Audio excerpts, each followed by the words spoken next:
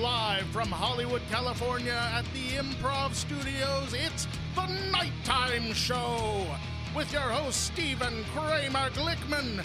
Tonight, we have our special guest, our head writer, Matt Walker. I'm your announcer, Mike Black. And our very special guest, star of Platoon, There's Something About Mary, The Thing, and the upcoming film, The Nice Guys, Keith David. And now, a man who wants your French fries more than you do, Stephen Kramer Glickman.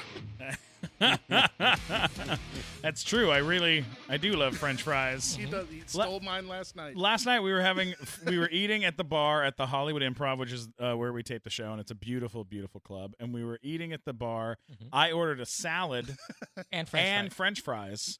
And literally 15 comics walked by and were like, yeah. One cancels out the other. Yeah. I'm like, no, they're both delicious. It's all right. amazing how unoriginal the comedians were. Like one after another. Like they cancel each other out. They cancel each other out. Like, doesn't matter how old they are. Just everyone's got the same bullshit joke. But I want to jump right into this because we have an amazing guest today. We are super, super lucky to have. You guys know him from his work in the movie Platoon, Crash, Mr. and Mrs. Smith, The Thing, the voice of Spawn. I mean, the list goes on and on. Ladies and gentlemen, Keith David is here. Woo! Thank you. How are you, sir? I'm great, but as you were talking in the opening, I just want to make one thing very clear. Yes. There were two things in this world that one never fucks with. One of them happens to be another man's fries. The greatest. It's so good. I sent him that clip this morning. Yeah, because I was still stewing about it because it's so true. God, Mike, you set him up on the best. That's the best damn punchline that ever happened.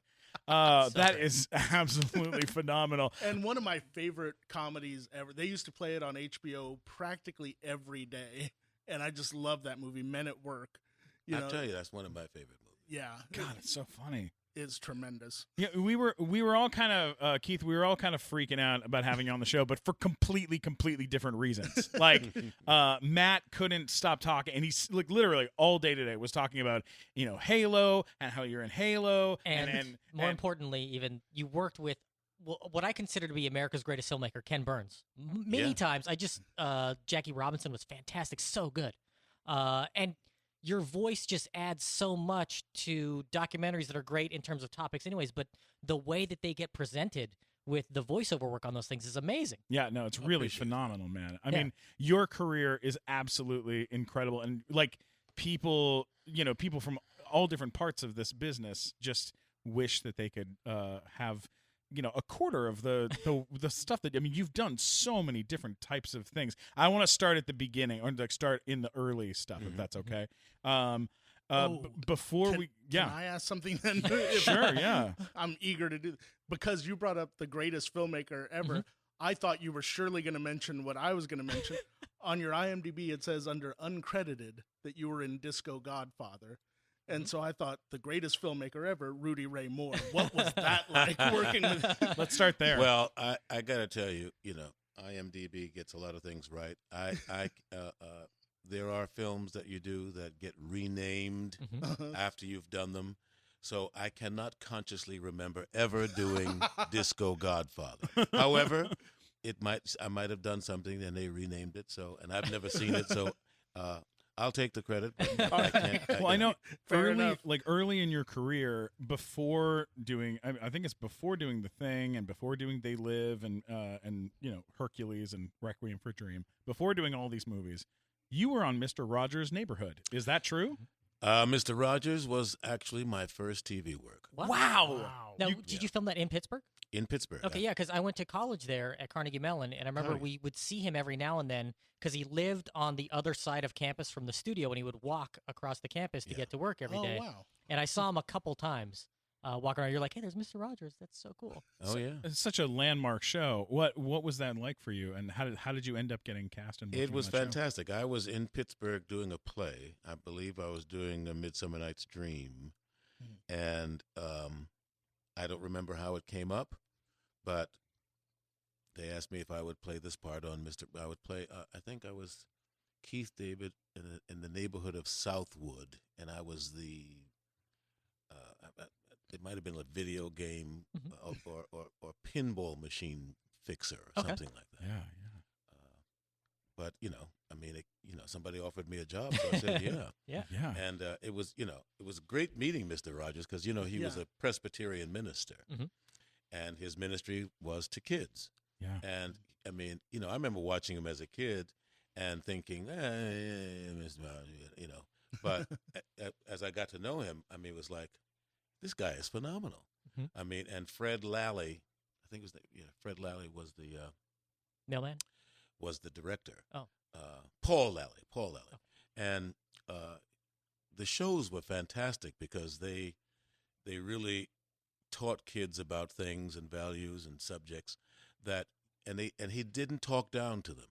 I remember one in particular was called War and Peace, and it was about how big wars can start out of little arguments and how differences of opinion and can lead to great wars without communication. And it was fantastic. I mean, he was really a phenomenal guy. That's amazing. Wow. Seems like such an interesting place to be too. Like, where did you get to go and be on that set? Like on the and I got to play with the puppets. And, no way, really? Oh yeah. Saw the castle. I mean, in fact, I played bass violin. We love you. And that was fantastic. I mean, it was really kind of funny the first time I met Mr. Rogers.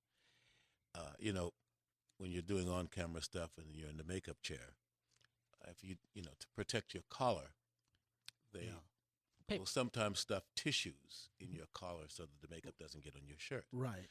So the first time I walked into the studio and I'm just kind of standing there, and it was all strange and new to me, and this man walks up to me and goes, "Hi, I'm Fred Rogers. Welcome to the table." And there was something kind of surreal about it, but at the same time, what a nice man. Yeah. What a beautiful cat. God, amazing. What did you after doing Mr. Rogers' Neighborhood? Did you jump from that into movies, or were you doing theater? I was doing theater. I did. Yeah. I was raised in the theater. You said you were doing Midsummer Night's Dream at the time. Which part did you play? I played Oberon Yes. at the Pittsburgh Public Theater. That's who I would have cast you as. Well, I've now done Midsummer 4 times. Wow. I've played Theseus. Haven't played Bottom yet, but I look forward to playing Bottom one day. Played Theseus, Oberon twice, and I played Hippolyta once. Oh, wow. We did a jazz version of A Midsummer Night's Dream, a jazz improv version.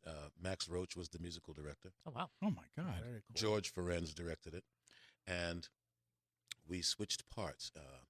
The woman, Sheila Dabney, who was playing Titania, doubled as Theseus. Oh, And cool.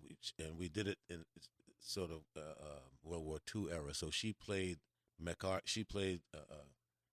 Theseus as MacArthur, and I played Hippolyta as a geisha girl. Oh my God. So I had the white face and the wig and the kimono. What era And was this? I only had one line, and that was "This is the silliest stuff I ever heard." And the funniest thing about it was, it was at the San Diego Rep, so they didn't have a lot of money, so there was not the kind of money to make me up to look like to look like a woman really. Yeah. So I came out and I took my curtain call, of course, as Oberon. Yeah. And sitting behind the director was some woman who, at the curtain call, "What happened to the woman that played Hippolyta?"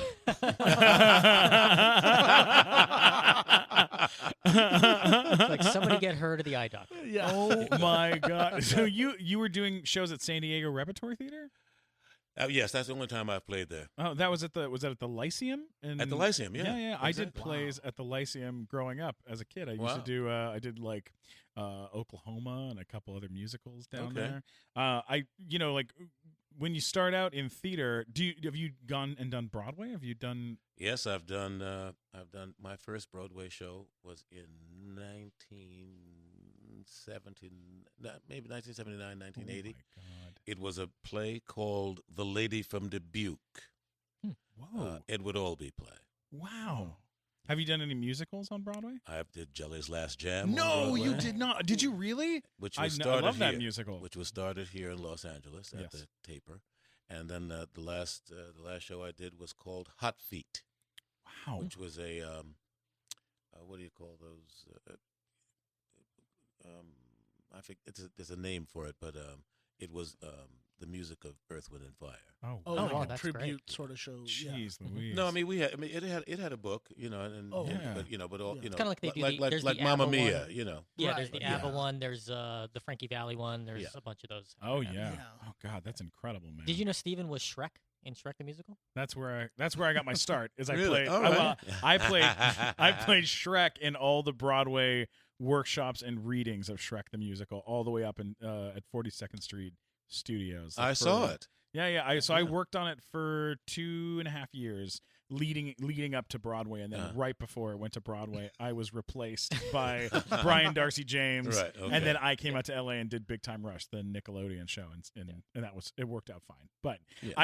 I've gone back a couple times, and I still audition for Broadway musicals like whenever I get a chance to, Mhm. because I mean that's like theater, and you kind of see that a lot with actors, is that like theater is like the soul to the Well, to the that's actor. where you learn your craft. You know, Yeah. in the theater. Yeah. Did you go to Yeah. school for it as well? I did. Where'd you go to school? I went to the High School of Performing Arts. Then I went to SUNY at Purchase for a year, but I graduated from Juilliard. Wow. Oh my God. When was this? I don't wanna- In the late 70s.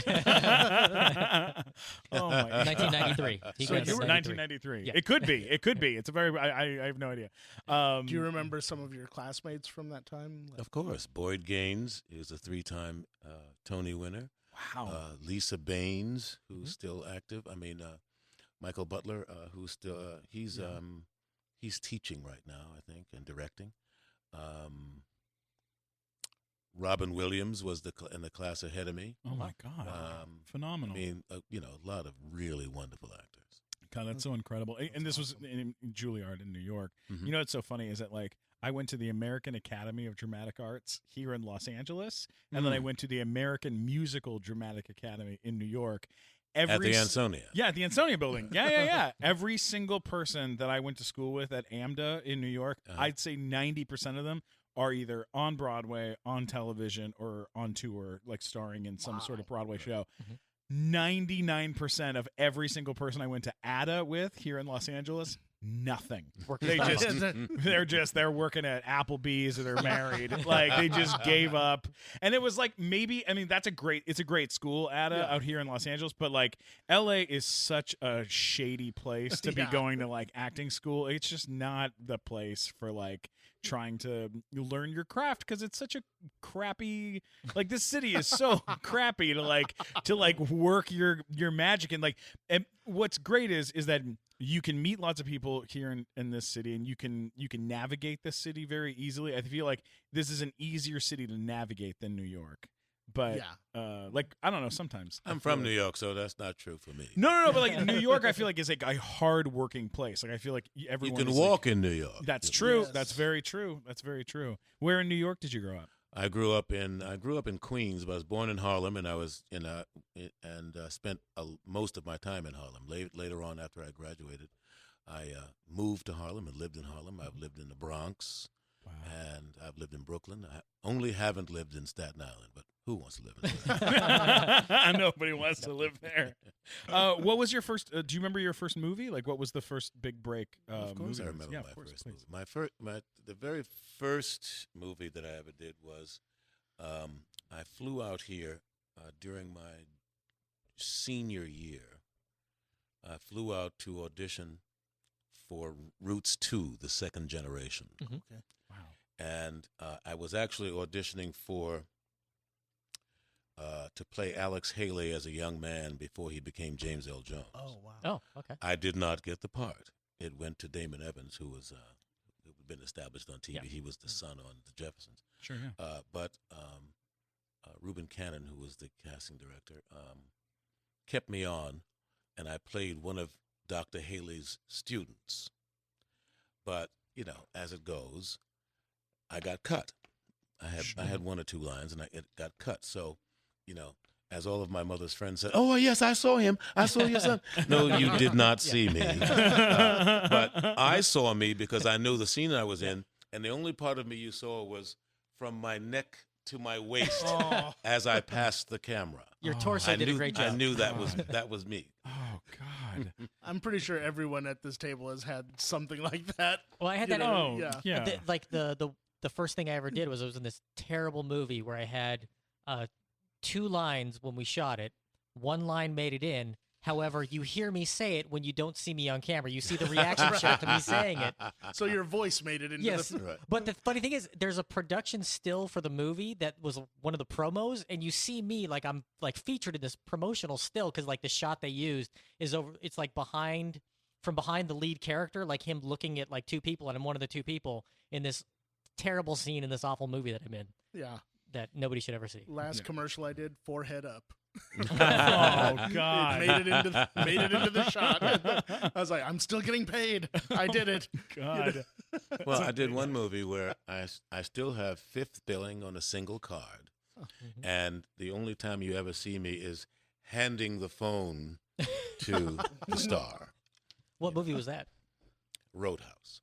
Oh, really? Wow! Really? Oh my God! Yeah, I mean, I Did still you friends film a lot more and it just got cut with- down? I had, you know, my contract was originally for 4 weeks.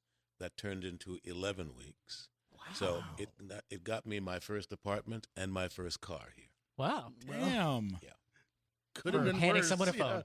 But Yeah. you know, 2 days after the rap party, the director called and said, "Listen, Keith, I have like 3.5 hours worth of movie that I got to cut Oh down my to God. 2:15. So Yeah. Well, I'm sorry, but you had to go." That movie is so beloved. They could release the 3.5-hour cut now, and people would Yeah, go people see would go it. buy it. Hell yeah, absolutely. I would definitely see that. So, like one of the early movies in your career was The Thing. I mean, that is a That was my huge- first movie. That's the first movie. Yeah. Like, what a huge leap, like into movie making to have that be like the first. You know, It was your it first was it movie. was fantastic. I mean, you know, what a great first experience. In fact, I don't know. I was hired for 20 weeks. That was my very first movie contract. I don't think I've been on a movie for 20 weeks since then. Jeez. Well, maybe I have. Now, where did they shoot that one? We shot it mostly at Universal. Okay, so you But weren't. but there were 3 weeks where we shot Okay. in Alaska. It was Yeah. very convincingly Alaska through, Yeah. just it looked like it, And what was it like being around all those practical effects sort of creatures and stuff like that? Oh, I mean, you know, it was my first movie, man. You know, Yeah. I mean, so Time of your life. everything was thrilling. Okay. God. I have to ask, what do you think your character was at the end? Human or It or the wasn't me. thing? Oh, okay. You know, there was room for it to be either one of us. And, Yeah. Wow. So we played it like it wasn't me, Oh my That's very God. cool. Man, that's the best. and I think Kurt also played it like it wasn't him. Yeah. But it- okay. But it could have been. Yeah. What was your relationship like with Kurt Russell on that set? What was that like between you guys? Wonderful man, and really a great actor. I mean, I actually learned a lot watching those guys because, you know, as a matter of fact, I got the job right after, you know, I'm a speech teacher. So I was doing my speech teacher training when I had to leave a week early to come start to rehearse the thing. And because, I mean, if you remember, Childs didn't have a whole, you know, he had a lot of one-liners. Yep. It was like, Right. hell no, you know. So, and because I was, you know, studying to teach good American speech for the theater, Right. when I had these lines like "hell no" and you know who's that, you know, and again, like I said, my background's the theater, so it was my first time on a soundstage. I'd never been on a soundstage before. Oh yeah. These huge ceilings, and we're sitting in the middle of a room rehearsing, and I'm working with all these, you know, really great actors who, you know, everybody had done something before, and I was amazed and, you know, I don't, for toots, because I'm sitting across the table as far as I am from you, and there were people talking like this. I don't know if this is. Yeah. And I'm thinking, I can't hear him. I can't hear him. And so when it came to my lines, like I said, I had these these 2-word lines, and you would hear me going, "Oh hell no!" And, so at the lunch break, the fellas took me to lunch, and Richard Masser said, "You don't have to project that much. It's okay." Microphones. And I was like, "Wow, okay." I just, but and it's a lesson that I still have to learn today. I mean, sometimes I still have to just bring it down. Oh yeah. Now, what was You're it doing like the right with, thing, playing to the last audience member at the end of the house. Oh my God. Like, what was John Carpenter like to work for? I love working with John. Very efficient. I mean, I just it was this was my first big movie, so he's very clear. I mean, we rehearsed for 2 weeks, just trying to get the script as right as possible, and as I remember, and how memory is, but as I remember, Kurt Russell, Richard Masser, Charlie Hallahan, these guys were like sci-fi buffs, and they had really very smart as far as scripts and how they script structure and stuff. Sure. And also big sci-fi buffs. So, in any movie, but especially a sci-fi movie, you will believe anything. You will believe the world that we're in as long as there's something that doesn't come in to violate the premise. Sure. Right. Yeah, So that we kept trying to tweak and fix and blah blah, and these guys were really smart about that. Well, if this is true and this is true, then this can't happen. Blah blah blah. So we did that for 2 weeks. Finally, John said, "Look, fellas, this is the script. This is what we're going to go with." Wow. Yeah. Wow. So Well, I'm glad they did that, because that's one thing that sort of throws me out. As a big fan of the sci-fi genre, whenever you see these movies and then they're internally inconsistent, Yeah. that really bothers God. me watching them. Well, so I that's really what, and can't that's believe and you that was the point that they were making, and Yeah. And so but there does come a time where you can't rewrite the whole script, Yeah. and so finally, and it wasn't that much, it's just little things, Well, Yeah. it paid off because it's still like Still a it classic. holds up. They show it every year, at least 3 times a year. Well, here in it LA. didn't. I think because Poltergeist came out that year. There was something else, but E.T. eclipsed everything. Yeah. Yeah. Oh yeah. And the Thing, it was. I think they wanted it to be the big summer moneymaker that year, so it all came out. Nobody asked me, but in my opinion, it should have come out in October, Yeah. November. Yeah. It should have been like a Thanksgiving film, but it Like a came horror out movie. it came out in the summertime, and of course, like I said, E.T. was still running strong, and it was not very well accepted. I remember one review said, "Oh, this isn't for kids," and I thought to myself, "Well, don't take your damn kids." Yeah, I know. John Carpenter had issues with that, with the way that movie was received. But I think, like, it's become such a, it's such a standard now in like why practical effects is more important, for movies. Oh, yeah. 20 years later, it's a great hit. It's the movie that we made that we wanted to make. It's closer to the original story, which is a story, a sci-fi story called Who Goes There, and it's closer to that story than like the original thing, which is also a great movie. Yeah. If but that was a big propaganda movie. Look to the sky, the Russians are coming. Yeah. Right. Right, exactly. Like when you first when you get a big gig like this and you go from theater to doing a big movie, carrying all that, theater stuff in you that says like, oh, I got to do my own stunts and I'm gonna kick ass. I'm gonna memorize the entire script, and I'm gonna project to the back. Like when I started doing this kid show, this Nickelodeon kid show, first week they wanted me to run and cannonball into the pool, and they said, you're not gonna actually do the cannonball. We're gonna have you're gonna run up and then you're gonna stop and then we're gonna have a stunt guy cannonball into the pool, and then you're gonna pop your head out of the water. And I was like, what? I don't need to do that. I can do the whole thing. It's no big deal. And they were like, no, we'll get a stunt guy. It's not a big deal. And I was like, I don't think I need a stunt guy for a cannonball. And they were like, guys, they were like, Steven, the pool is only 5 feet deep. You're going to hit the bottom and you're going to hurt yourself. And I was like, well, let's see how it goes. And they were like, all right, fine. And I ran up in my little bathing suit and I did a cannonball, landed on my left hip, and was black and blue from my back all the way down to my leg. And I came out of the water and they were like, are you okay? And I was like, I'm fine. Yeah. Get the stunt guy. And because like those transitions of like, not projecting. Like I one time I did a play in Chicago and the Chicago Sun-Times said Stephen Glickman is loud. Was like in the review. And then you go to do TV and you're just shouting and yelling top of your lungs because you've built this whole career on performing to the back of a, and you're not even shouting, but that's just no, it's just like how it is. You went from doing this movie to doing Platoon. Is that correct? Yes. What I know that we're gonna get to this quickly, but what an amazing film and that must have been such an incredible experience. Where did you shoot that? Do you remember? We shot that in the Philippines.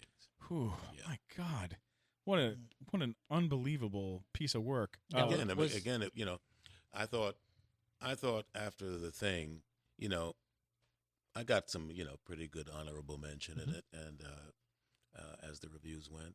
And I thought, oh, well, maybe I'll have a life in the movies. That would be nice.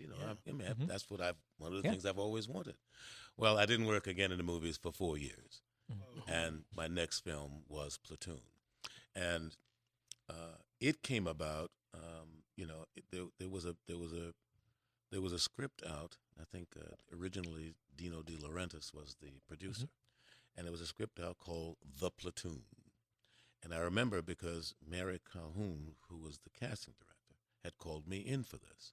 And I was reading for the role of Doc. Well, I went in for the reading, and then somehow the film got shit-canned. Just nothing happened with it. I guess it was about 2 years later. Now we have another producer, and I go in again. And it was called Platoon. And I didn't really associate the two. I thought, this is a different movie. But when I got the sides, I'm like, this seems strangely familiar. So I went in for the role of Doc again. And this time I'm reading for Oliver. And he said, no, listen, come back tomorrow, and I want you to read the role of King. I don't want you for Doc. I want you for Doc. So, okay, I came in the next day, and I read, and he said, great. He said, it's great to see somebody who looks like what I wrote. As far as I'm concerned, the part is yours. And I'm like, wow. Really? Yeah. Okay, and I'm thinking, yeah, right, And this was a stupid faux pas, my agent at the time had met Oliver. And he told me, listen, when you see him, tell him that I said hello. Well, sometimes my memory for names really gets... So once he said that, I said, oh, and by the way, my agent told me to tell you hello. He said, who's your agent? What's his name? And I went, and he was new. He was literally... And I went, oh, no. He said, yeah, fine, right, go ahead. Listen, if he said, tell him to give me a good deal on you, that's all. And I'm like... Wow. And I went out going, oh, stupid. Oh my God! And then I also went out thinking, this is, it's Hollywood, people don't keep their word. Yeah, right, I got a part. So, but an hour later, I called my agent, and he had already made me the offer. Wow! Damn, that's great. That's incredible. Now, when you're filming Platoon, do you go out and party with Charlie Sheen at some point during that filming? Like any wild stories like that? Not that I would discuss with you here. But it was a fantastic cast. And a great time.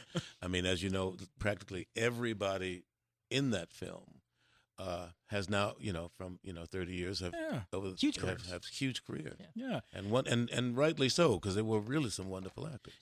This really interests me though. You said 4 years in between those jobs. What did you do for those 4 years? Like I went back to the theater. Yeah. That's what I'm talking about. That's the smart thing to do. I was one, who still, I mean, I was never afraid to go out of town to take a job.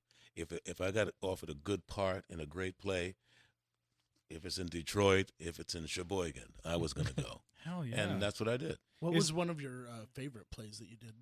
Oh, God. One of my very favorites was, I mean, I've been going back and forth. I'm shooting, in the last thing I did, I just did a series called Greenleaf, which shot in Atlanta.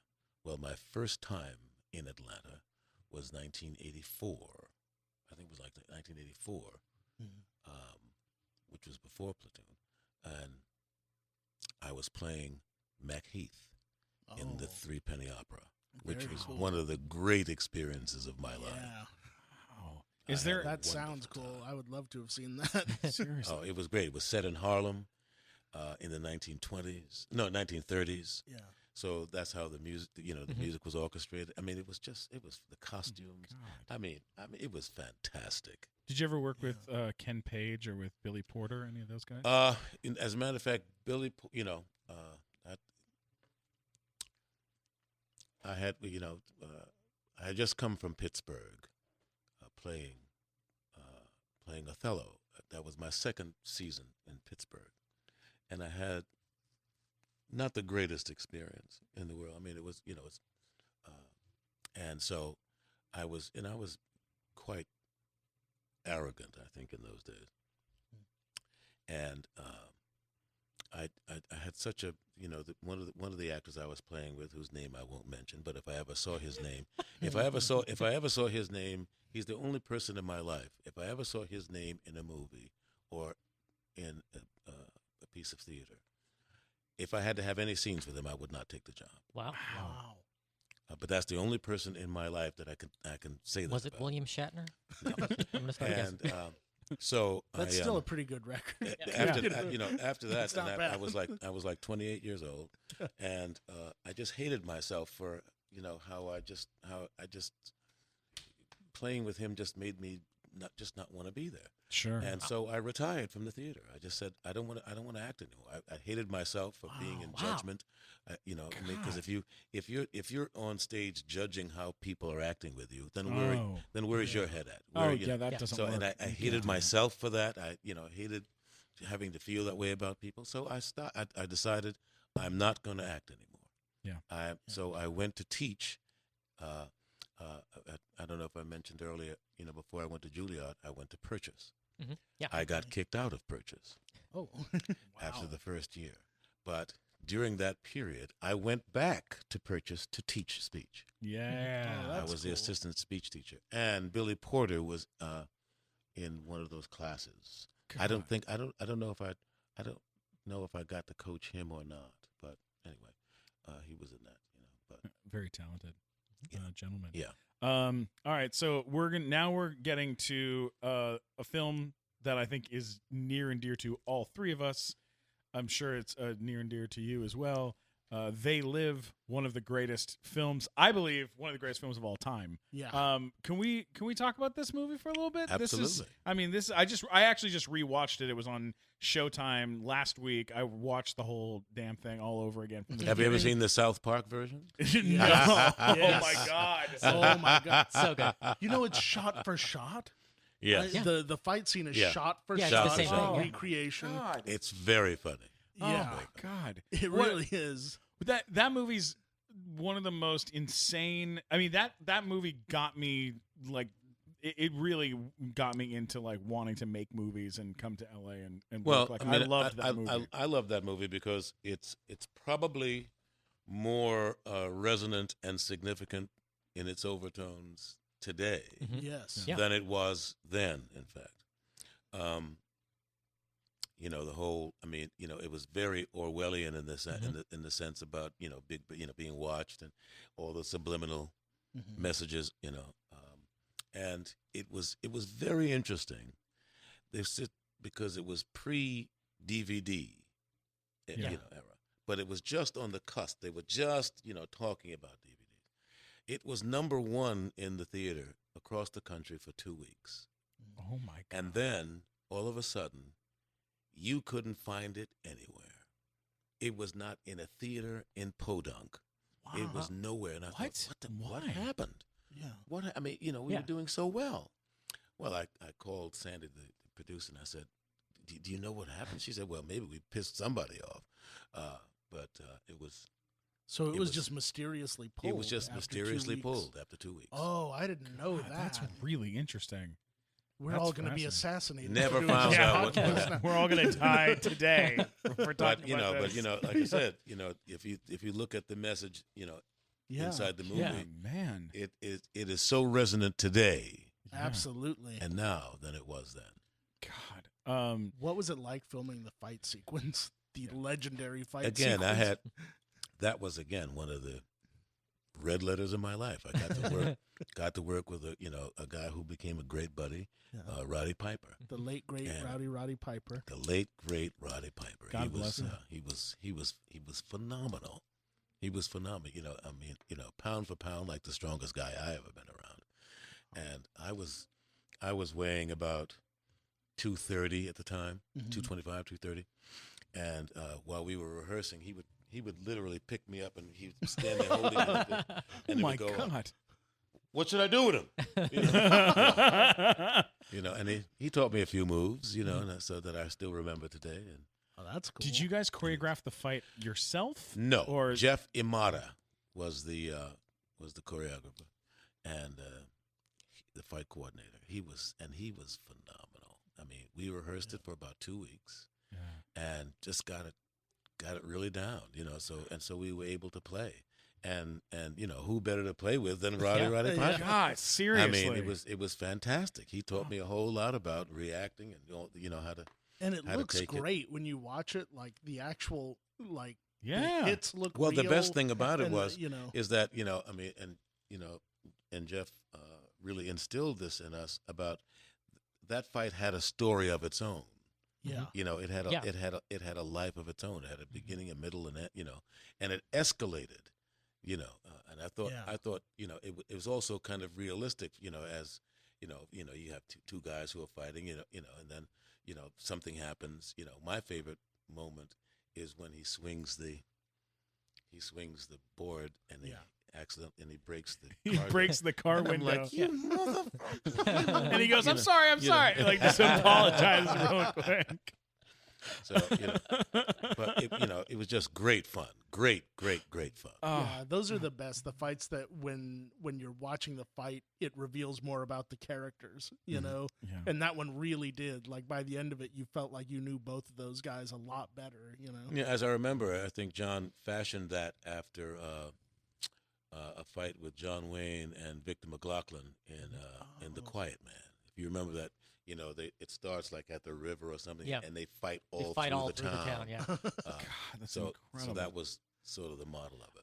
I had read somewhere that the fight was originally that he had originally planned it to be shorter, but then once he saw you guys do the whole fight, they decided to keep the whole thing. Is that true, or that I don't know? I mean, I know that the fight you saw is the fight that we rehearsed. Yeah, well, it was amazing, and it's really an incredible fight, and it's just so fun and enjoyable, and your performance is incredible in the whole movie. I think I think across the board. Was that shot here in Los Angeles? Right here in stinky Los Angeles, in some alley downtown. Yeah. My God, what was if you can just clue us in a little bit to what it was like working with Roddy on the rest of that movie and going through the rest of that. It was great. John, I felt that John had become a better director by that time. I was going to say he's like firing he on all cylinders. He was really communicative, and he really knew how to work with Roddy to get a performance out of him. Roddy was very hungry and open to learning, so he would always ask me questions about acting and playing moments and stuff. And so we had a really great rapport. Like I said, we became friends, and we could talk. You don't necessarily get in the habit of telling other people how to act, or but if you ask, we can discuss the moment. And he was very open to rehearsing it and how we could make this moment better, how we could make it clearer. And it was a joy to work with. Wow, fantastic. That's so That's so amazing. When you guys were filming it, how did you guys handle the black and white to the color stuff? Like, how was that? How was that shot? That's all post stuff. Were you guys on set with people wearing those prosthetics and doing? Oh yeah, you know, I mean, and that you know, those guys were fantastic, the makeup people, and I asked John one day. I said, "Whose concept was this? How did you?" He said, "Oh, it came to me in a dream one day." And I said, "Well, I sure wouldn't want to be in your head." I mean, it was really some scary shit. You know what I mean? Oh my God! And that makeup was bad. Like not bad. Like it was. No, it was scary badass. bad. Yeah. It was. It's still like I saw a girl for Halloween. She's wore a Hooters outfit, but she was one of those, and it was so jarring. It was just terrifying. I want to skip forward in the world of things to Spawn. Is that okay? Can we talk about? Oh my God. Is that when you got into voiceover work? Because your voice is so just cool. He's got a cool voice. You have a real cool voice. Like, when did you get into voiceover during this whole process? Oh boy. I mean, again, growing up, I was a big watcher of like Animal Kingdom and a lot of documentary series. And one of the things I always wanted to do was voiceovers. I loved. One of my heroes was Percy Rodriguez. Percy played the High Commander. Oh, okay. In the original Star Trek. Yeah. He's the only brother on Star Trek. Yeah. And he was the high. But Percy also was the first black man to have a part in a network TV series. He and Glenn Turman were a father and son in Peyton Place. Oh, okay. That was a '60s series. Yeah. But that man had the voice. He and Don LaFontaine were the movie trailer guys. Movie trailer guys. Those were the go-to guys. Yeah, sure. But hearing him, William Conrad, John Forsythe. Oh yeah. These were my heroes. Listening to these voices, and I always wanted to do that. But now I've lost your question. Also Spawn. Oh, Yeah, Spawn. Yeah. So we can talk about Spawn and Disney. But you asked me about getting into voiceovers. Then there was Adolf Caesar was one of the few black men that that were doing voiceovers. It was mostly the White Boys Club. It was not it was not open to a whole lot of brothers. But I always wanted to do it.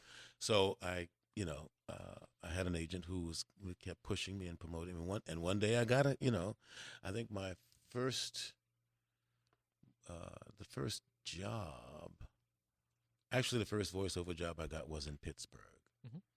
And it was for a thing called Bellefonte Markets. And it was because I was doing A Midsummer Night's Dream. The agent, who was booking it, they called the theater and asked for somebody who could do Shakespeare. So they sent me over. There you go. And it was kind of funny because I thought the guy was a little bit, was a bit pompous or something, because he said, "This copy it's like the bank speech. I have a bank speech, in Shakespeare." And I was like, "Really?" But I mean, I kind of understand what he was going for. But I mean, comparing himself to Shakespeare, I thought was a bit. Right. Maybe just a little. This copy that I whipped up this afternoon. But that was that's how I first started getting into it, and so by the time I had already done Goliath in Gargoyles, right? When Spawn came along, and I loved Spawn. Yeah. Because to me, Spawn was like Darth Vader working his way back to the Force. In spite of himself. Yeah. Because even though I mean, and what a great comic. I mean, it really was. Todd McFarlane. Nobody's been great. cooler. I mean, in a long time, he's the coolest. Because he was always, he would always wind up doing good for people, even though, he's, basically sold his soul to the devil. If I could only. And the other great thing about Spawn was Cagliostro was played by Dick Dicehart, whom I had done The Thing with. Whoa! So here is I have the lead in this animated series with one of the guys that I admire the most. He was really a wonderful That's very cool. actor. That's so awesome. I'll tell you the other, another great lesson for me on The Thing. Again, watching Kurt work, and how the power of not yelling, not having to raise your voice, and watching, how it played in the studio, and then what it was like on the screen. The other great lesson for me was Donald Moffat, and he played the commander, and there was one great. It was a great moment. If you see it again, you can see and it's when Donald has the gun, and they're telling him that we're doomed. This is it. And the shot is over my shoulder onto Donald when the world's coming to an end. And he doesn't say anything. But you could see in his face that the world has changed upon hearing that news. And he didn't do any weird facial gesticulations. He didn't mug. He didn't do anything. But and I would kind of slide, because it was as it pushed in over my shoulder, I would slide just so I could watch him without saying a word, and his whole face flushed and then went white. Just because, and it was like, it was so powerful because and with the camera there, you don't have to do a whole lot. It's the power of the close-up. If you think it, if your mind is in the right place, it just shows up on your face. It's one of those, Norma Desmond moments. She says, "We didn't need voices, we had faces."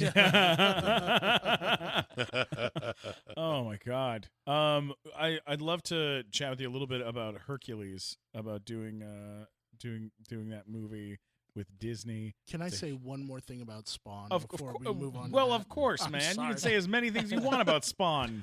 I had been reading that comic for about 3 years before the show aired. Mm-hmm.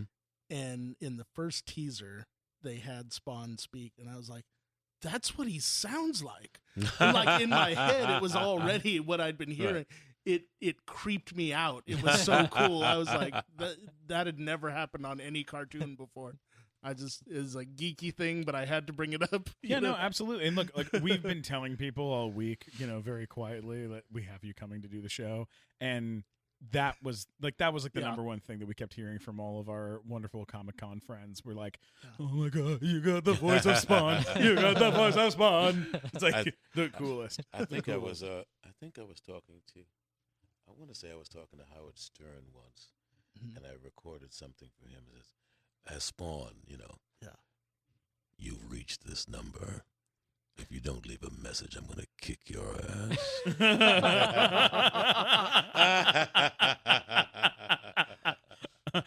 God, that's amazing. That gave me chills. That's awesome. Yeah, that's incredible. When you went on to work for Disney on Hercules, you got to work with Ron Clements, the director, who is like a legend at Disney. He directed, I don't know if you guys know this, he directed Aladdin, he directed Little Mermaid. I mean, the guy's a legend at Disney. Yeah. You got to tell me what it was like working with him. He's incredible. I've been blessed and highly favored, extremely fortunate. I'm not going to say I've never done something I didn't like, but, when you ask me, what was my favorite project, it's hard to pick, because that was, again, with Dr. Facilier, one of the great moments of my life. I always wanted to do that kind of character. I grew up with Snidely Whiplash, you know, and Dishonest John. Yeah, Dishonest John. You know, and I was so happy to get that job because, you know, we had to sing for the audition. And I brought in a friend of mine to play for me. And the song I sang was from Hans Christian Andersen. You know, there once was an ugly duckling with hairs all curly and brown, and the other birds in so many words said, "Get out of town." You know, but you know, Hans Christian Andersen was one of those movies that made me know I wanted to be an actor when I saw that as a kid, and so I thought it was a beautiful synchronicity to get that job from having sung that song. Oh yeah. And then working with those guys. I mean, because you know, we recorded that over like 6 months. You know, going back in the studio and coming back, and I mean, what a joy! I mean, it was fantastic. So I cool. mean, Susan Egan and James Woods and everybody. Oh my God, are you kidding me? That cast, it's incredible, man. We got to get to a couple more because there's a couple more that we had talked about getting to, but very quickly, just rewatched There's Something About Mary. You're so funny in that movie. Holy How'd the Franks crap. get above the beams? Oh my God. Just unbelievable. And Stiller like crushing it. And you're so funny in that movie. It's amazing, man. I love watching, you know, like you go watch like something like They Live or Platoon or The Thing, and then you go and watch There's Something About Mary, and you're like, this guy can do everything. Like it's amazing. That must have been so much fun. fun. Do you prepare differently for something like that? For comedies than for dramas or big scary movies? You go to work, man. You know, I mean, you do what, you know, you do what the demand is, right? You know, I mean, I've always heard that, you know, you have to work harder at comedies than you do for, you know, something serious or dramas, you know. And comedy is harder in that sense because, you know, I mean, you know, but all really good comedy comes out of the great depth of truth of it. Sure. You know, you believe that can happen, and then you heighten it. It's like when you're doing a musical, and suddenly you have to burst into song. It's because the reality is so heightened. There's nothing else to do but sing it. Right, exactly. You know, which I do all day. Like you it know. just. Yes. I mean, I believe in life, the musical. Here we are, sitting in the station. You know.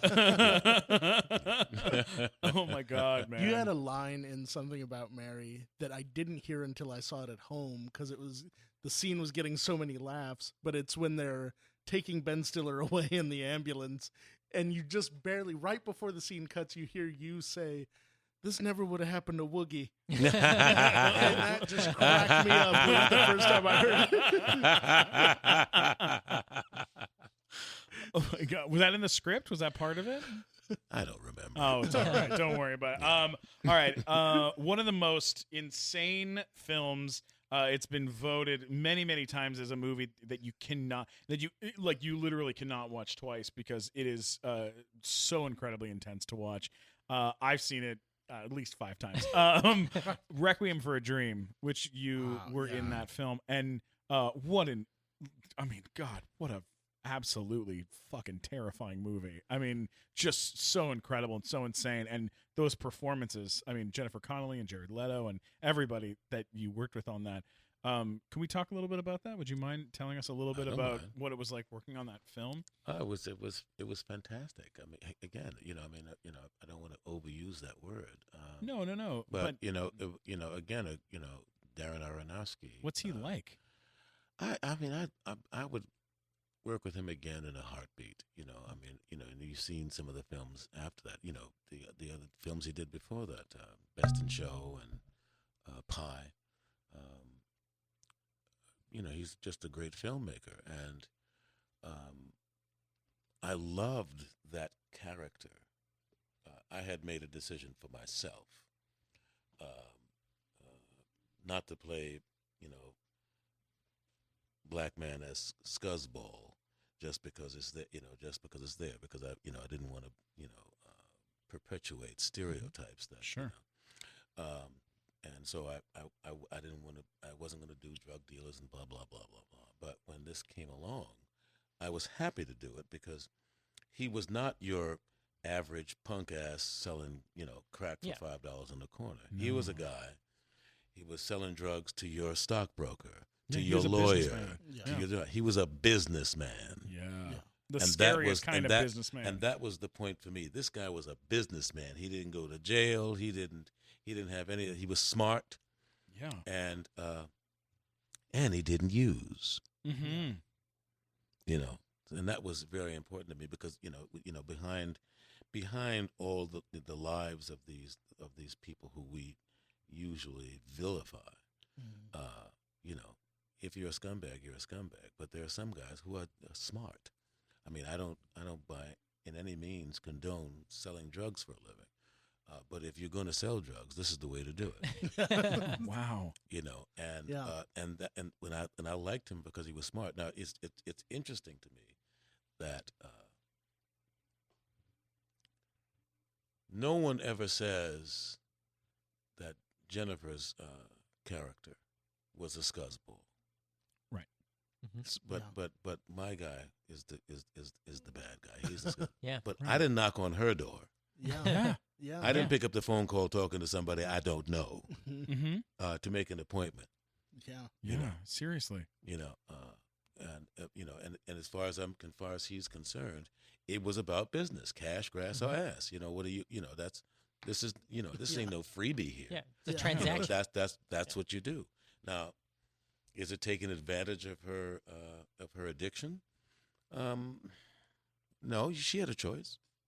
Yeah. You could have said no. Yeah. That's the way to approach a character like that. Really. Like I said, I don't condone his way of living, but if you're going to go that route, you don't want to be somebody who has to hire a lawyer every 10 minutes because you're in and out of prison. Yeah. Yeah. You can't Completely. half-ass that You kind of gotta be- life. No, you have to be smart about that, and and those guys do exist, and they have a right to be portrayed as well. Mm-hmm. Yeah. Absolutely. And the way that you portrayed it was phenomenal. I mean, it's. But again, he's a business guy. Yeah. Yeah. Sort of He's like got, if you and watch. there's a demand, and he takes care of it. It's sort of like if you watch The Wire, like Idris Elba's character in that series was very like he's a business guy who's just trying. It just happens his business is selling drugs, but Sure. I mean everything about that character in that show is that way, and then you see that sort of contrasted with sort of like different sort of like street type dealers, or then the people who are really making money off of the people selling drugs, who aren't necessarily Absolutely. directly involved in that, but they know what's going on. They're just And that's getting where money, you yeah. get great acting performances. Oh, yeah. Is like, I mean, same thing with Boardwalk Empire. Like we saw that a lot on Boardwalk, where it was, like you're not vilifying this character because the actor playing the character, even though the character might be kind of a villain or kind of a bad guy, sort of like they're not playing them as a bad guy. They're playing it as a human being with real thoughts, real. That's emotions why we and fell in love with business. Tony Soprano. I mean, Yeah, because 100%. this is the guy. I mean, I don't believe that you really. I don't have to necessarily on the outside of it love the guy that I'm playing. Yeah. Right. Or what he does. Absolutely. But while I'm trying to find his humanity, I don't hate him. Yeah. Unless you're playing a guy who hates himself. Yeah. And then you even have to find what about himself that he hates. But somebody loves him. He's got a mother. yeah. Yeah. You know, Absolutely. If he in fact has a woman, has a relationship, and there's any love in it at all, like Tony Soprano, he didn't come home and kick his wife and beat the dog. Yeah. Right. Yeah. There's even bad guys have hearts. Yeah, it's like arguably And they beat. they're doing red that blood. stuff for those people, know. Now, at some point, you got involved in the video game world. God. Now, Did you ever? I mean, he's a huge fan of your voice work in Halo. I'm a huge fan Saints of Row? your work in Saints Row Yeah. because I played every Played all single those. one of Played them. all those games. Yeah. Especially the last one where it was like So the ridiculous. ridiculous You're with the superheroes vice or whatever, president. yeah. And all Right. that. I mean, my God, it Well- was so damn cool. With Rowdy. Yeah. Oh Yeah. my God, completely. Yeah. I think someone should mention Mass Effect. Mass Yes, Effect, yes, Mass great Effect. one. Are you kidding I'll come me? in on that one. And you did the first Fallout game, Yeah, the Yeah. very first which Fallout. now yeah. it's sort of become iconic for Ron Perlman to be the narrator in that show. But you were Yeah. the first voice in Fallout. Mhm. So how did you find your way into the world of video games? Is it because you did Spawn and you'd done Gargoyles, and they said we want that voice for this, or Somebody offered me a job. okay? Well, what's the process of doing a voice in something like Saints Row or something like this? Like, is it the same as doing a movie, or are you? The great thing about the progression of things, video games, as you know, they sell better than movies. Yeah. Oh yeah. I mean, you've yet to see a movie in the first week make $500 million. Yeah. Yeah. Video games do that. Yeah. One of the reasons I think it does happen because the state of animation, the way they draw the games, the way they animate the games. I mean, they're like mini movies. Yeah, they look incredible. And that allow you to participate. Mm-hmm. They're interactive, and the animation. I mean, some of that stuff is phenomenal. You look at those games. It's like, whoosh. Have you played any of the games you've done voices for? Like, have you played Saints Row and seen yourself in the game? I'm not a big gamer.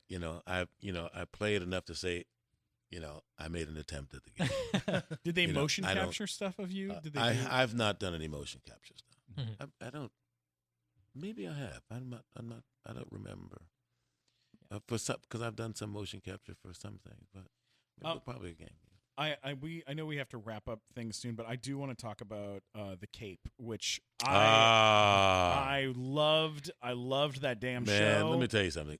Please talk to us about that show. It's interesting that you bring it up because I was saying to myself today that among the great characters that I've played, Max Malini is one of my heroes.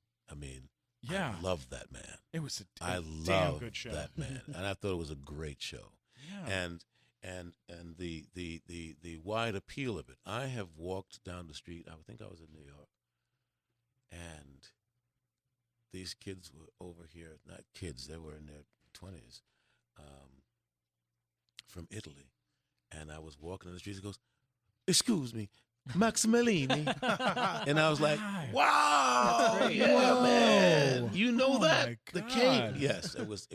I mean, that's wow. That was Such a a gift. It was a badass gift. show. It was Oh my yeah. God, it was phenomenal. Like everybody involved in that. Like David Lyons was Yeah. super cool.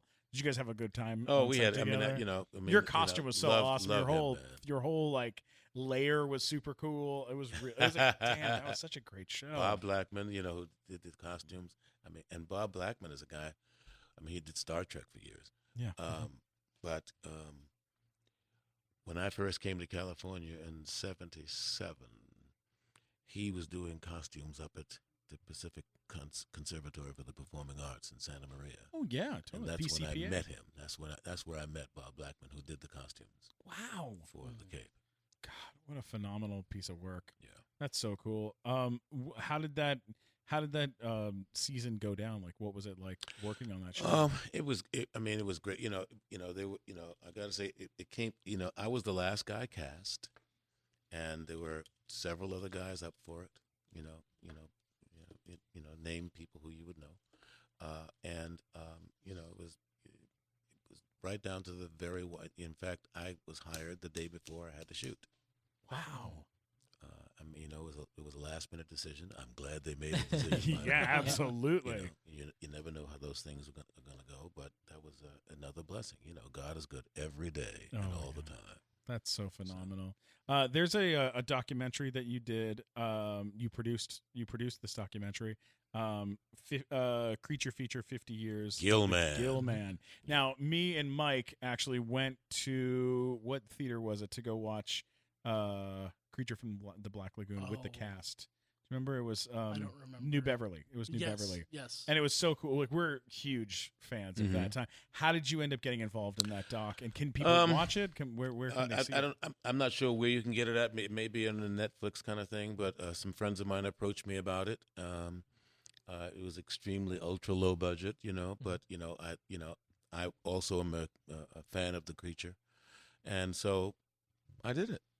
So cool. And who and the guys that worked on it, I got to say they persevered long, for years to keep it going, and I think it's gotten some kind of an award, recently. Well, so as we're wrapping this up, what do you have going on what are you working on right now? Is there something I just finished working on a series called Greenleaf, where I play Pastor Greenleaf for the OWN network.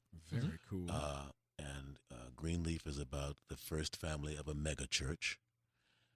And it really is a family drama. The church happens to be the family business. Oh. So it's about all the relationships in the family, it's really, backstage behind the church, Did you meet what Oprah? happens. I did.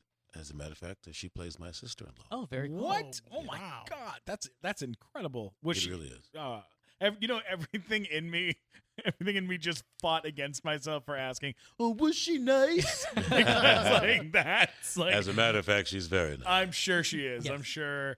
Did she give away a room full of cars? Yeah. at any Did point she in say, "Did you time? get a Is car?" that Not a at thing? this time. But who knows? At some point, everyone may get a caravan. That's so incredible. Where can people watch that show? You can watch this on the OWN network, coming June 21st and 22nd. On the 21st, you'll see episode 1 and 2, and on the 22nd, you'll see episode 3, and then it will air every Wednesday after that. Oh, very cool. So Wow. damn cool. All right. The Nice Guys. Don't Yes. forget Oh about my that. God. Yeah. Yes. And The watch Nice out for Guys. the Nice Guys opening on the 20th? Or The no, 20th. The 20th, yes. Yeah. Wow. Yeah, I saw it at the American Cinematheque. The Alamo Draft House did a screening of it. Phenomenal movie. Phenomenal. Yeah. And just one quick question: where do you keep your Emmys? On the mantelpiece. I was wanting to know. All right. Before we wrap up, I know I've said that like 6 times, but before we wrap up, you just have such a huge career with so many wonderful facets. You were in a movie called Cloud Atlas, which I saw in the theater. It was the most insane thing I've ever seen. I don't know. I still kind of know what happened. I'm not 100% sure. And everyone played multiple characters. The cast is outrageous. And it's the Wachowski brothers, sisters. Siblings. Now, Sisters now. Yeah. Siblings. Yes, Yeah. siblings. Well, That's a good way Yeah. to siblings. Siblings. Wachowski siblings. Who did The Matrix. And you played a bunch of different characters in that. How do you even prepare for something like that? Fortunately, I didn't have to play more than one character a day, so that was great. I don't really think anyone did, but that may not be true. I mean, they may have had to do one part of the day as one character and maybe another. But I don't think anybody had to do more than one character in a day, and it was what a great experience. Was that a lot of green screen work on that one? There was a lot of green screen going on. There was some green screen stuff going on. But, Where you know, were the, we were in mostly in Berlin, but we shot also in Mallorca, and other couple of people went different places. That's where I was. I was in a Dieseldorf maybe or something like that. Oh my God. Yeah, there were some beautiful locations. In Oh. this movie. Yeah, film looks fantastic. Fantastic. I mean, Yeah. isn't it a great look? And Yeah. one of the most wonderful things about it was who would think that there were 3 directors? Yeah. Yeah. Oh, I mean, it's just so seamless the way it goes and jumps from one era to another, and one Yeah. century to another. Is that the most extreme location that you've been on, or what's the most extreme location that you've had to work under, like for a film? I think Thailand, because when I did a movie called The Fifth Commandment, Mhm. and it was pretty intensely hot, and we were in some pretty intense places. But again, that was another character that I absolutely loved. I played. I can't remember his name right now, but he was a fixer. Okay. I think that's what it called. You know, and he's he would travel around and fix things. Mm-hmm. You know, he was and on the side he was a jazz musician. He was a trumpet player. But you know, when the situation called for, he would take care of carry business. that. He carried that trumpet. You know what else he carried in that trumpet case? Right. You know. As we wrap up here, is there? I know that you've done a lot of theater in your life. Is there a play or a musical or something like in the theater that you have not done that you would like to do? Just I want to play the Man of La Mancha more than God hates sin. Really? Yeah. Well, somebody out Very there. good choice. Yeah. That's what I want to do. Hey, La Jolla Playhouse. Yeah. Pull Get it your shit together. Yeah. Hey. Get Keith David, Somebody. for God's sakes. Yeah. Someone get Keith David, Man of La Mancha. Yeah. Well, we have to have him back. Yeah. There's Because- so. We didn't even Like, touch we on didn't Ken even- Burns. I didn't even get to ask him about Pitch Black. There's so much. Yeah. Oh, boy. that, So many like, things. There's Oh. a ton of different things. Is there you know. anything in particular you want to ask before we wrap up? Not Mike? that We can need do more in time. 5 seconds. The things I want to talk about, we But need more yeah. time. So All right. Exactly. All right, guys. Next Well, time. listen. You're incredible for being here and for hanging out with us. Are you on social media? Can people find you on You the can internet? find me on social media. Thanks again so much for being here. We really appreciate everything that you do, and we can't wait to see what you do next because it's going to be just as amazing and Yeah. just as incredible as everything else. it's that like you've everything done. he does is good too. That's the crazy thing. I know. Well, thank you. Yeah. I mean, that ain't always true, but I mean, but Yeah. I appreciate your saying so. Right. Thanks again for right. checking out the nighttime show, and don't forget to subscribe and leave comments about the amazing Keith David. We love you, buddy. Thanks again. All right, thank you, man. You bet. Thank you. That was amazing, guys. Keith David, so incredible, right? Yeah. Fantastic. Oh. We didn't get to half the stuff we wanted to talk to him about. That's how He's long led his career. such a life. He didn't leave. By the way, he literally just vanished into the chair. Like he Yeah. just. He's we were that like, good an actor. yeah, we thought he was here the whole time, and he just wasn't. He just Wow. maybe it was just a hologram. I don't know. God, I still want to hear that Charlie Sheen story. Yeah, There's so do something I. there. I love Yeah, that you know said what? that. We There's never something even there. got to Men at Work. Yeah. And we'll have round 2. We have to have a round Yeah, we got to 2 have at a round some 2 with him. He's yeah, too damn there cool. must be. I mean, with all the people he's worked with some people who are known for being amazing. Yeah. And he's worked with some people who are known for being nightmares. Yeah. Yeah. And I kind of want to find out a little more about the nightmares because And the some first that time are you meet like somebody, amazing nightmares. Yeah. You know? Yeah, like he seems so polite about talk. Like anytime he would mention someone that he didn't like working with, he wouldn't say their name. Yeah. Like he was Yeah. so. like I want to know who was that guy. I in know. I Atlanta. want to get in deeper. Well, I now- got it. Now What we can- need to do next time is have some Fireball whiskey here. Yes. That's Load a him up. Very good idea. And then get him talking. But we what got a to do. smart We got idea. to trick him into that. You know, What we that's really need to do, we need to find him on another podcast and have somebody ask him about being on the nighttime show and see what he says. ah. and then there you'll we know go. what he really thinks. If he doesn't Yeah. mention us by name, we'll Yeah, know. we're like, Then, oh. you know. Yes, exactly. I think that's a very good idea, and I think, Mike, we should have Fireball like here, just so that people can like do shots and kind of loosen up a little bit, because Yeah, that's what it does to me. Earlier today, I did a shot in the middle of the day, and I was pretty toasty for quite some time. I picked him up to come here tonight, and he Yeah. was like acting all weird, and we're like, What's wrong with you? And I was like, I might be a little bit drunk and a little bit sexy. It's just that's when I drink Fireball, I become You were right that on guy. one count. Right. you're. I'm not. a little bit drunk. I'm a little bit country. That's what I become. No, you when did morning radio today. I did the Heidi and Frank show, Mhm. which was the coolest. It was so much damn fun. And the Heidi and Frank show, which is KLOS, Mhm. 95.5, they gave away like 5 pairs of tickets to the nighttime show live, which is every month at the Hollywood Improv. You got to go to the Hollywood Improv website and check out the calendar. You'll always see our show. It's ridiculous. Yeah, It's like, you have to come. you gotta come to the show. This we're about to do the show with Tom Segura, Mhm. Dane Cook, Helen Hong, DJ Doug Pound, who's actually Doug Lussenhop, who's the editor of Tim and Eric Awesome Show. Great job. Eric Andre show, Portlandia. He's gonna be our musical guest. He's doing like a funny DJ character. And then our special guest for the night, which is super exciting, is Bill Farmer, who is the voice of Goofy. We had him on the podcast. You heard on the podcast. Wow. Yeah, you heard him on the podcast, and he was super, super cool to have on.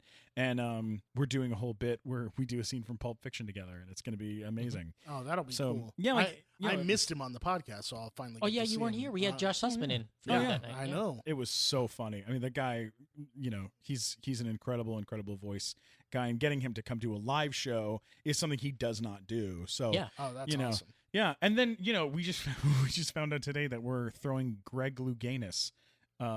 We're gonna do something with Greg Louganis. Yeah, we're gonna throw him into the mix. Olympic medal. American hero. American hero. Thank you. Gold medalist Greg Louganis is joining us also on the Nighttime Show. But we didn't advertise that. That is just a secret that you guys are knowing and that I know. Well, by the time you're listening to this, it's already by happened. the time you're listening to this, it's already happened. This is or, happening. Or I don't or want it to hasn't happened, and we're lying to you right now because who knows what might happen in 2 days. Yeah, you know what? We don't want you stressing out about this big secret that you're having Don't be to keep. stressed out. All right, that's the last thing. Yeah. Shh! Don't tell anyone. It's a secret. What happens in the past happens in the future. That's what the Nighttime Show is all about. No, it's not. That's because it doesn't make any sense. Listen, I have emotional problems. That is a thing. That is a real thing. Guys, this has been so incredible. If you want to follow Keith David, you can find him Facebook and Twitter at I'm Keith David. It's I am Keith. Keith. I'm still had some fireball. Holy shit! I am Keith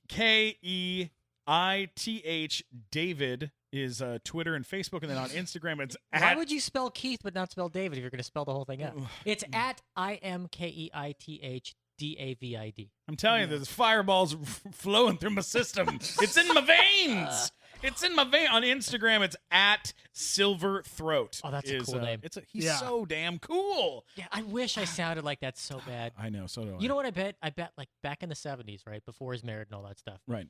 He's the kind of guy who he was called pulling like so much ass. Like no, I'm just saying like you know they had those phone dating lines back before like the internet and stuff. He's the guy who could call and be like, "Hey, call me. I'm in box 317 or whatever." You know what I mean? He'll just like get flooded. Yeah. Flooded God, with women. Matt, you're so old. You don't remember those things? No, that was like a thing. He had box 317, and they had to give him box 318 and 319 just for the overflow. Yeah. I love it. That's absolutely hysterical. Matt, where can people find you on the internet?